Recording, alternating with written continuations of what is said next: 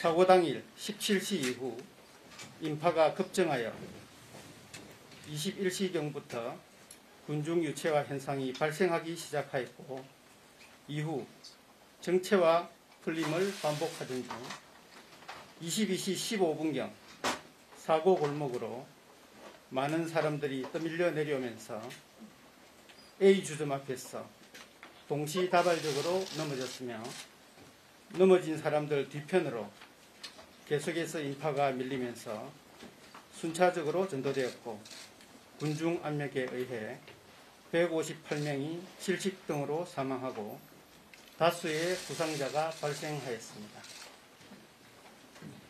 이처럼 세계 음식거리 일대에 다중이 운집할 경우 안전사고로 이어질 수 있다는 것을 예상할 수 있었음에도 경찰, 지자체, 소방, 서울교통공사 등 법령상 재난안전 예방 및 대응 의무가 있는 기관들이 사전에 안전대책을 수립하지 않았거나 부실한 대책을 수립하는 등 안전사고에 대한 예방적 조치를 취하지 않았고 사고 당일 인명피해를 예상할 만큼 군중이 밀집한 상황에서 구조신고 등을 접수하고도 적절한 조치를 취하지 않았습니다.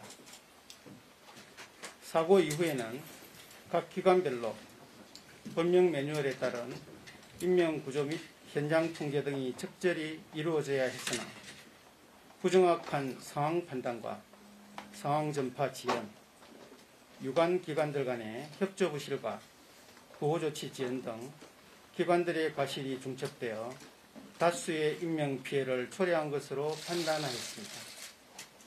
특별수사본부는 과실범의 공동정범 법리에 따라 이번 사고에 책임이 있는 기관인 경찰, 구청, 소방, 서울교통공사 등 24명에 대해 업무상 과실치사상 혐의 등으로 입건하여 그중 혐의가 중한 전 용산경찰서장, 용산구청장 등 6명을 구속 송치하였고 서울경찰청장, 용산소방서장 등 17명을 불구속 송치하였습니다.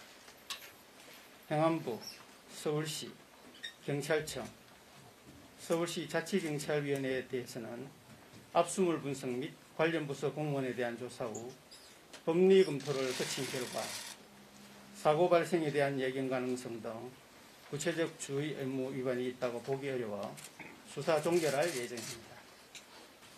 이외에 토끼머리띠, 각시탈 등 언론과 SNS 등에서 제기한 주요 의혹에 대해 수사한 결과 사고와 연관성이 없음을 확인하였습니다. 시뮬레이션을 진행을 해보면 지금 보시는 것처럼 좀 전도될 위험성들이 상당히 있는 사람들이고요. 그래서 그 사람들이 800명부터는 발생을 하기 시작하는 것을 저희가 확인을 했고요.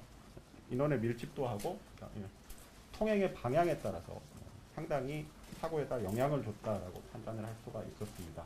구조물이 없는 경우와 있는 경우에 대해서 시뮬레이션을 진행을 했는데 기준 이상의 압력을 받는 사람들, 힘을 받는 사람들의 숫자를 보게 되면 제가 추측하는 것은 아무래도 그 상황에서 크라우드 설지가 아마도 발생했을 것으로 지금 판단을 하고 있습니다.